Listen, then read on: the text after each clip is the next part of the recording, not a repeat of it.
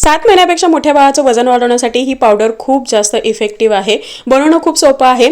समप्रमाणामध्ये तुम्हाला काही ड्रायफ्रुट्स घ्यायचे आहेत, जसं की बदाम घ्यायचा आहे, काजू, पिस्ता, त्यानंतर अक्रोड घ्यायचा आहे. थोडंसं सोनेरी होईपर्यंत, क्रंची होईपर्यंत तुम्हाला हे छान असं भाजून घ्यायचं आहे. ड्राय रोस्ट आपण केलेले आहे, तुम्ही हवं तर तुपासोबत सुद्धा भाजू शकता. त्यानंतर तुम्हाला काही सीड्स म्हणजेच जे आपल्या बिया आहेत, ज्यामध्ये भोपळ्याच्या बिया असतील किंवा वॉटरमेलनच्या बिया आहेत, तीळ आहेत, खसखस आहे, तर अशा काही बिया घेऊन त्याही भाजायच्या आहेत व्यवस्थित तेल सुटेपर्यंत.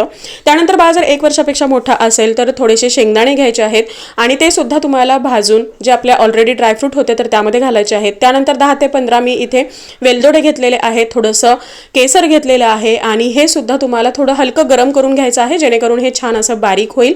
सगळे ड्रायफ्रुट्स व्यवस्थित थंड झाले की पल्स देत तुम्हाला ही पावडर तयार करायची आहे आणि दररोजच्या जेवणामध्ये कमीत कमी 1 चमचा तरी बाळालाही द्यायची आहे.